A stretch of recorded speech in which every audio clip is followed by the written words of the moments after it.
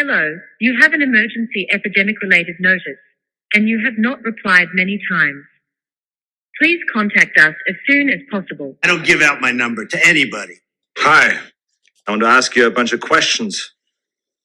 And I want to have them answered immediately. Well, back in 1979, I got real depressed when my Off the Wall album just got one lousy Grammy nomination. Stop being such a pussy! Put that cookie down! Now! Come on, man! La la la la, Elmo song. Shut the fuck up! We hold these truths to be self-evident. All men and women created by God. You know the thing. If you hold near and dear to you that you like to be able to, anyway, we're going to get a lot done. I got hairy legs that turn blonde in the sun. Come on, man. All right, that's enough of those shenanigans. I've got to admit that was really fun making that intro. So in this video, I'm going to be talking about landslides and the shaking of foundations and groundbreaking events, metaphorically speaking. So I'm going to tie in the spiritual and the material. There's going to be mention of Revelation. I'm going to throw the Statue of Liberty in here. A whole bunch of different topics. So I hope you stick around to the end. But first, I want to talk about another type of landslide, like a landslide event that could occur this year, such as landslide US elections. And in 1880, the United States presidential election, in which Republican nominee James A. Garfield defeated Winfield Scott Hancock of the Democratic Party, and the voter turnout rate was one of the highest in the nation's history. And Garfield was assassinated during his first year in office, and he was succeeded by his vice president, Chester A. Arthur. 72 years later was one of the most consequential presidential elections that took place. The Democratic Party had been in power for 20 years, winning 5 consecutive presidential elections, and it also controlled Congress for 18 of those years.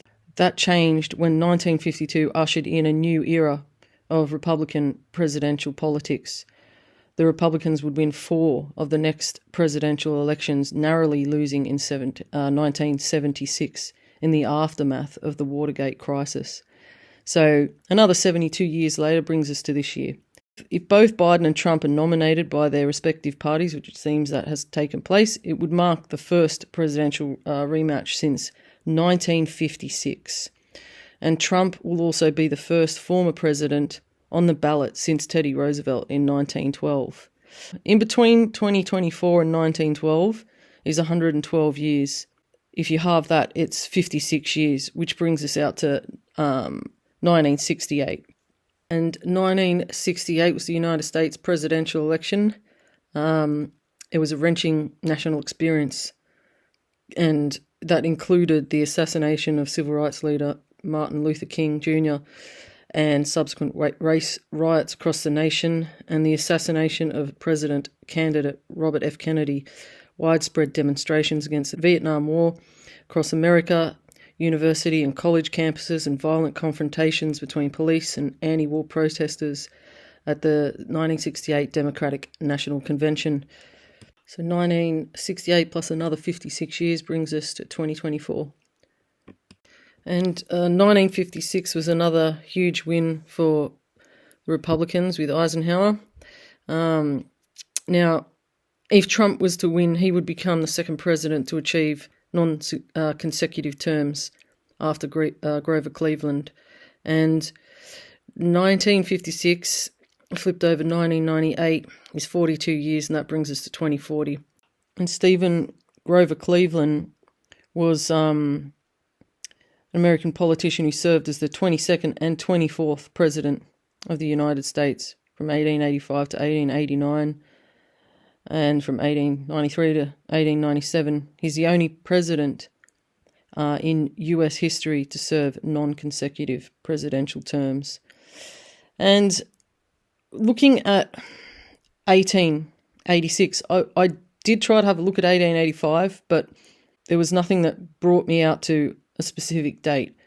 But 1886, the following year, plus 138 equals 2024.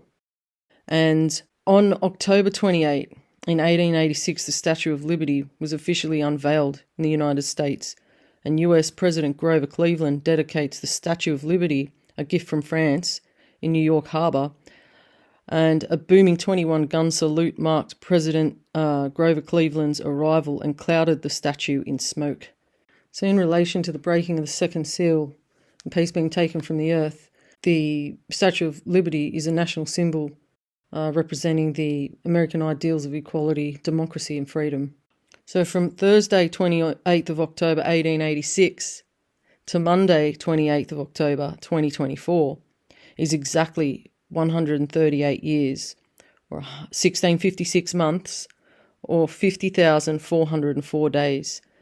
If you take 50,404 and divide it by 138, you get 365.246377. So 365.24 is the exact amount of days it takes for a year to pass. Okay, so Trump was the 45th president. Okay, if you take 4 and 5 and add them together, that equals 9. If he becomes the 47th president, you take 4 and 7 and add them together, that equals 11. So you've got 9/11. And Operation Warp Speed wasn't, in my opinion, only about the poke. Everything is multifaceted. And warp speed, I mean, time has been going super fast. So many people are noticing how fast the time is passing. It's incredible, really. I mean, it's been 8 months already since the fires in Lahaina and 6 months since October 7. I mean, you know, we're almost halfway through the year already. It's almost as if we're being given an opportunity to fine-tune our frequency to prepare for future events. It's like we're reaching a spiritual or intellectual singularity. And in astrophysics, an event horizon is a boundary beyond which events cannot affect an observer. And in an expanding universe, the speed of expansion reaches and even exceeds the speed of light.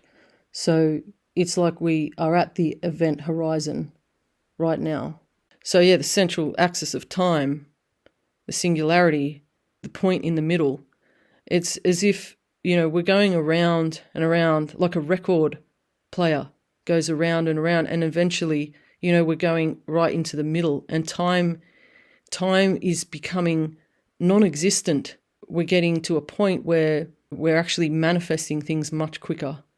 And I think this is also a test, because in this realm, it does take a lot longer to create something, you know, to write a book or write a song or build something.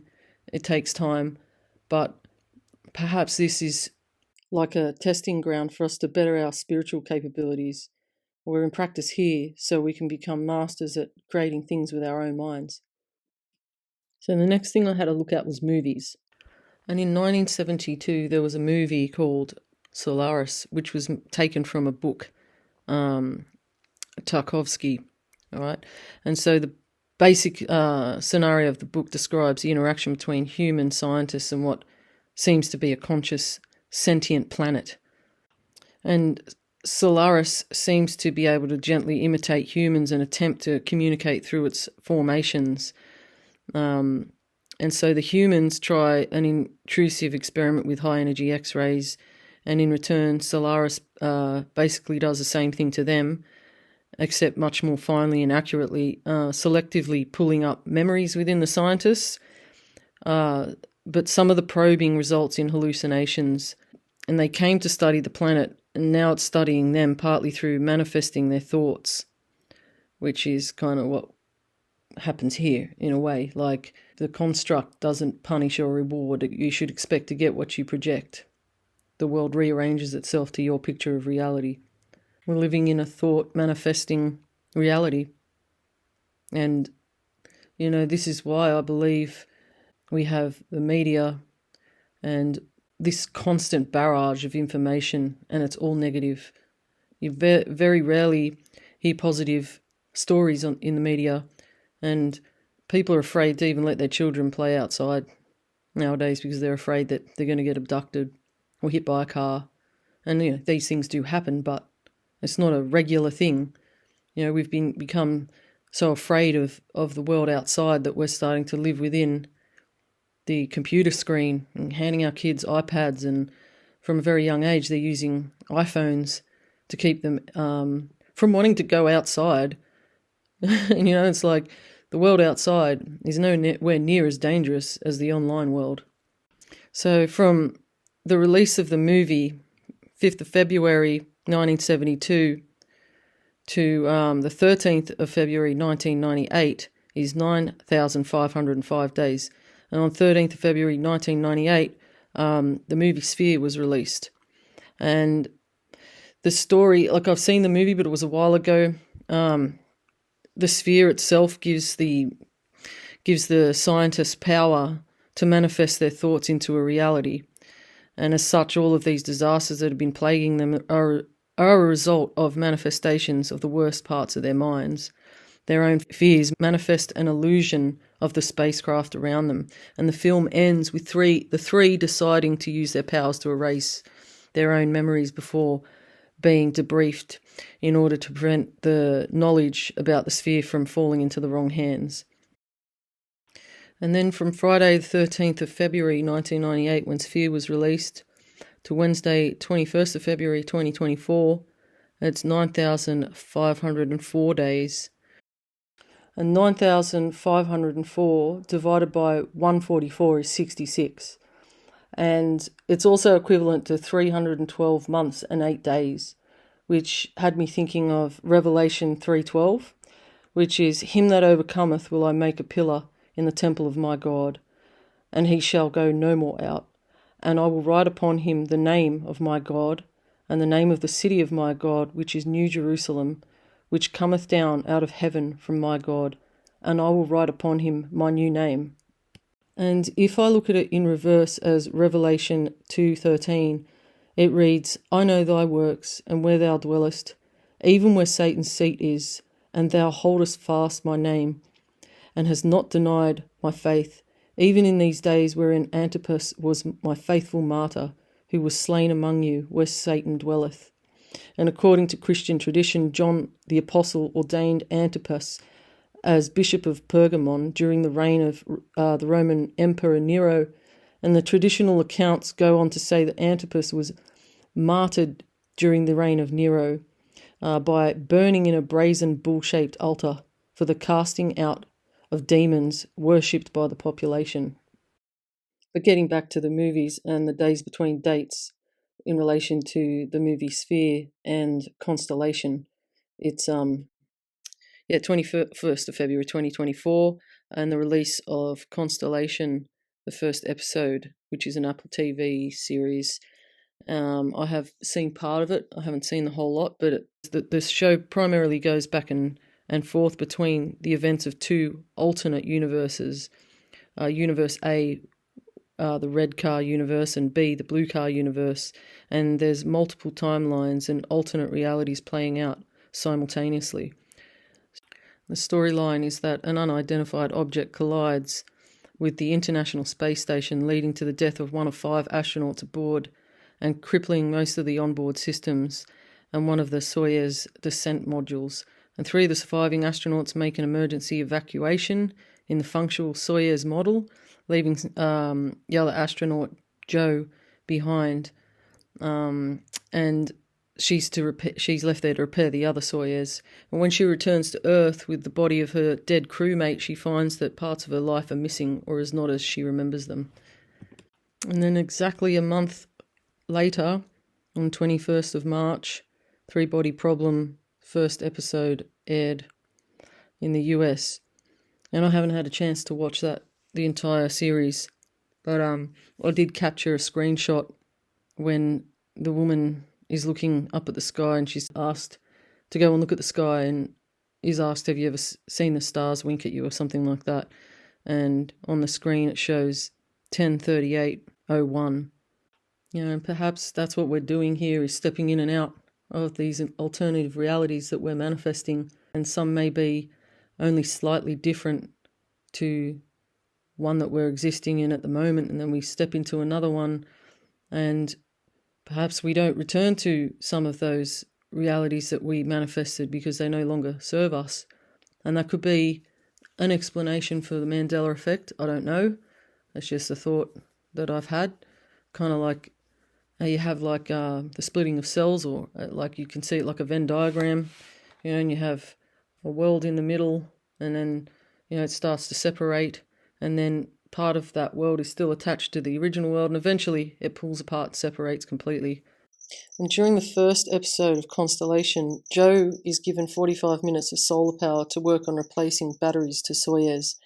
She's to spend 45 minutes in the light and 45 minutes in the dark, and she sets a timer for 45 minutes while the power is out. And this is what happens.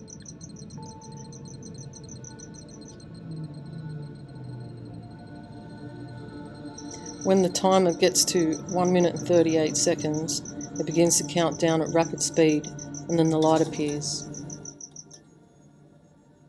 And very shortly after that scene, there's another scene in which she's trying to repair these batteries, and I captured a near-perfect palindrome of 138 on the timer.